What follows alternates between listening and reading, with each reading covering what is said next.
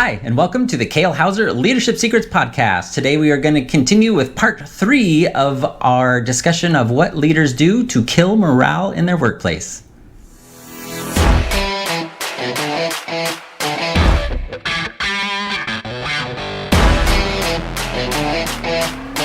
All right, I'm Kale Houser. Welcome back to Kale Houser Leadership Secrets podcast. Today we are continuing on our discussion about what leaders do to kill morale in their workplace, common things that happen. This is part 3 of hopefully 3. I promise I will do better to try to get through them today instead of promoting or extending them out further with long-winded stories. Hopefully you get something from those stories though and kind of can relate a little bit to what the points that I'm trying to get across. All right, so we've talked about group punishment. Don't do it. Spending time helping employees and ignoring or helping poor performing employees and ignoring your top performers. We've talked about the either you're with me or against me mentality, about not sharing your vision and agenda with your teammates. And then staying so busy in your office that you don't come out and visit with your teammates and at least check in. So essentially being that email boss or somebody that has an open door policy that doesn't have an open door policy.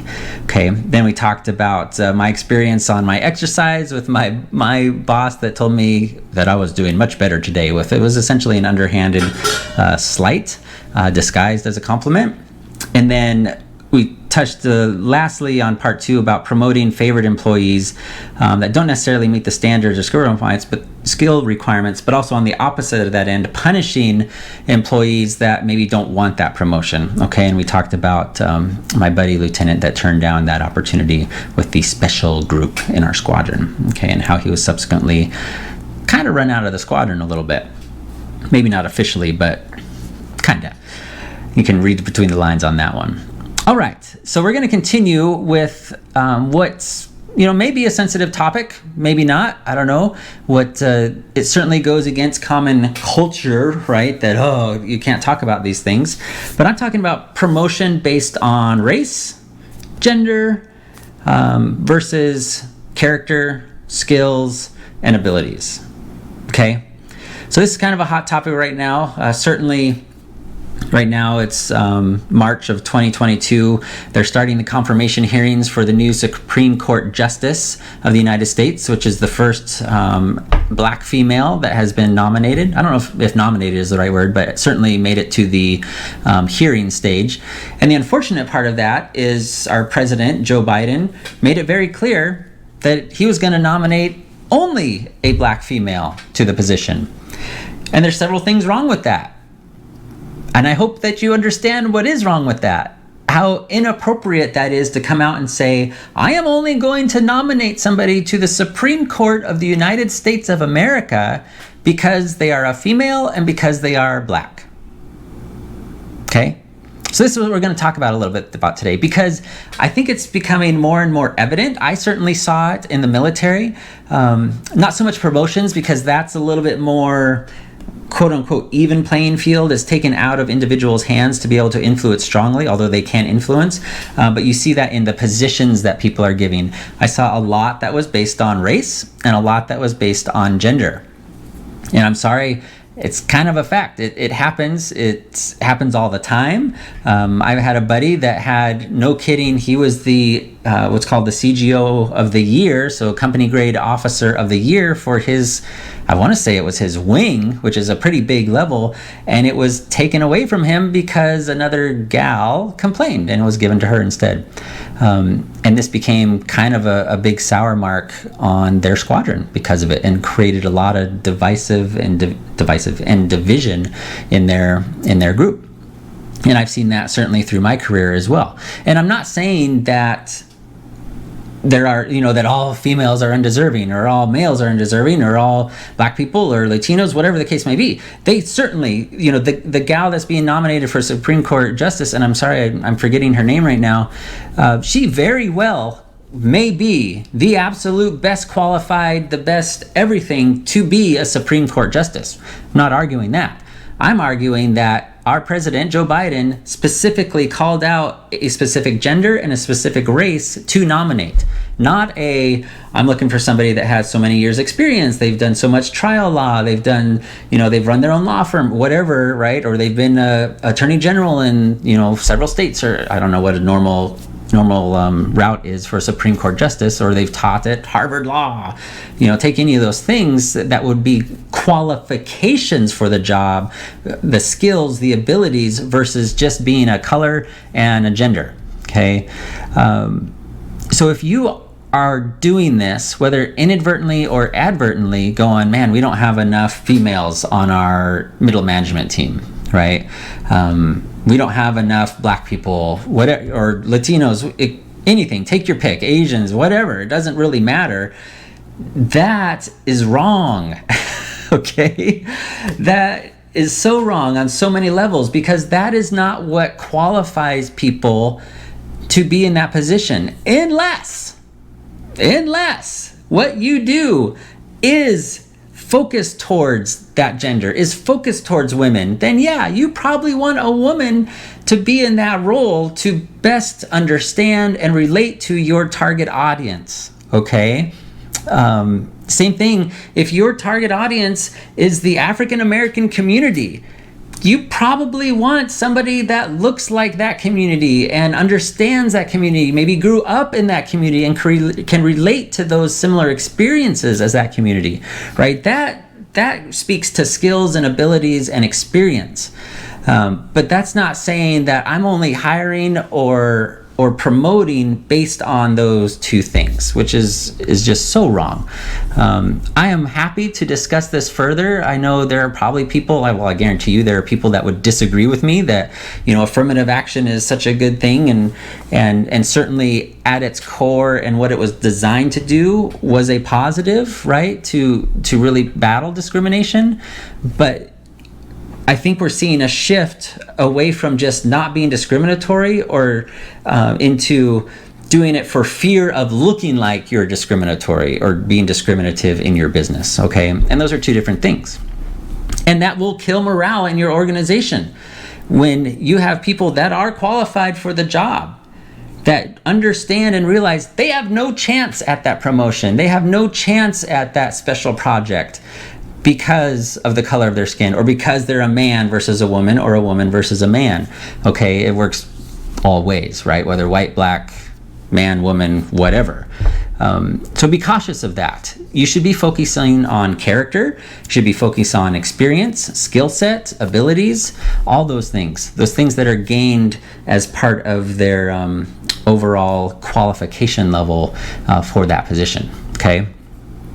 And then secondly, so sharing, something will happen in your company that is exciting. Something that will happen that's a huge opportunity for your company. It comes along in pretty much every company that's still around, right? Certainly it doesn't happen to every company, but those companies aren't necessarily here anymore. And you're going to be excited about it as a leader, but it's going to require some extra effort. It's going to require extra time. It's going to require more stretching and maybe overtime, whatever. And you basically go out and you tell your employees, okay, Jeff and George and Sally and Jessica, we need you to work an extra 4 hours this week on this, Peterson project. And you're all excited about that, but you don't share that with them. You don't say, why is the Peterson project so important to the company, right? They may not know that. They may not have that insider information to be able to connect those dots. And to them, they're just going, dude, I don't want to work I don't want to work 40, 50, 60 hours this week. Forget that. And they don't understand that connection because you as the leader have not shared that with them. You have not included them. And it's not that they have to be included in the decision, right? But you need to include them in the why. Like, why are we asking this extra effort of you? Why is this important to the overall health and wellness of the company as a whole? Okay.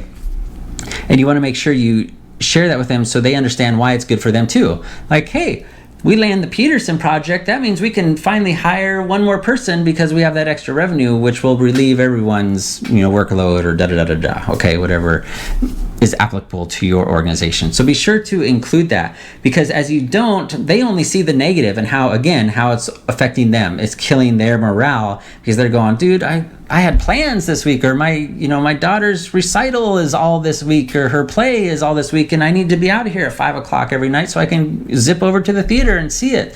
Or, all kinds of things could be the excuse for them not wanting or being willing to invest that extra effort into your what's important to you as the leader of your organization. So it's important that you get them on board with that. And then finally, and this is so critical, I kind of saved this for last, and I'll try not to beat a dead horse with this. But not being interested in your employee or your teammates' goals, like what's important to them, that will kill morale, right? So again, this goes back to what kind of culture are you creating at your organization? Are you creating a culture that's mutually beneficial to you as whether you're the business owner or the representative of the organization versus the individual employee or teammate? How you relate to them in the form of being interested in their goals, what their desires are, whether they, and this spans such a wide breadth of experience, from your brand new guy that just graduated college, but he wants to get his MBA. So you need to be able to help him understand why that's important, or if it's not important, or, help them kind of be that visionary of his future to provide that advice. But that shows your interest in his or her goals. Or, you're more experienced that wants to be a CEO one day. You're the CEO and they want to be a CEO or a VP. So to be able to show them your path of what you took to get there and help them guide that, or help guide them in those goals. So a big thing happened to me with this that, again, was a super morale killer for me individually, which you can't help but when you as an individual are crushed in your workplace and your morale is just through the toilet, it affects everyone around you, especially if you yourself are a mid-level manager and you've been crushed by your upper, which is what happened with me. So I was in my squadron, I was a flight commander, which is, I was the captain in charge of my combat flight. So I had, so many crews that I was in charge of the health and wellness for. And then I had my squadron commander who was my direct boss. And at one point, we had our feedbacks and stuff. And he asked me, hey, Kale, what do you want to do? What are your goals in the Air Force? I'd been in for, I think 10 or 12 years at that point, somewhere around that range. And the problem was, so first of all, good on him that he'd asked, right? That's showing interest in, but the problem was our career field was so new. There were no senior officers in our career field as MQ-9 pilots that had a pathway to follow. So I kind of turned it back to him and said, sir, honestly, I don't know. Like, you as our commander, the older, the supposedly the mentor of us, help us understand as younger officers, what should we be looking at? What should we be trying to whether avoid or get into to best set us up for a future career if we wanted to do that, right? To gain rank or become a colonel or whatever the case may be. And he just didn't have the answer for it, didn't have any direction. It was basically, well, I don't know. What do you want to do? And I'm sitting there going, I don't know. I don't even know what my options are. What are even some options that I can start brainstorming off of? And it kind of became this chicken and egg thing of nobody willing to budge because one, I had no idea, no clue. And two, my suspicion is later that he basically had no idea either and wasn't willing, whether by misplaced compassion or just unwillingness to put himself on that limb to kind of offer some potentials, right? Because that's a big responsibility, certainly offering advice to a younger officer that could very well be wrong. But I want you to understand that not being interested in your employees' goals and taking that a step further of helping them understand those goals, helping them qualify those goals, helping them achieve those goals is how you kill morale in your workplace, okay? Let me say that again. That not helping your employees achieve their goals is how you kill morale in your workplace, and that's how you lose employees long term because they understand that they are, again, no more than a cog in your machine as the business owner to serve you with a specific purpose or task, and that you are not interested in their growth. And eventually they will leave. They will find somebody that is, and that will help them do that. Okay, so that's my kind of overall, I guess that was what, 8 or 9, I didn't count officially, tips for you to really look at how you treat your organization, how you treat the people in it as the business leader, as the business owner or CEO or mid-level manager, and what you could be or may be doing, whether on purpose or out of pure busyness or any other reason, that is killing morale in your organization. So I encourage you to go back to the why morale is important, understand that there are signs when your morale has tanked in your organization, and then go through these again and kind of tick off, say, oh yeah, okay, well, I do see that, or dang it, I just did that last week, whatever the case may be. And then pretty soon we're going to go through, I don't know if there'll be the next podcast or coming up soon, we'll go through top things we can do to improve morale, right? But first we need to fix the negatives before we can start adding the positives, because no matter, what they say, when you drop one drop of sewage in a clear glass of water, what do you have? You've got a glass of sewage. That's an old expression that I heard, probably doesn't make too much sense to you right now. Just throw it out there. All right.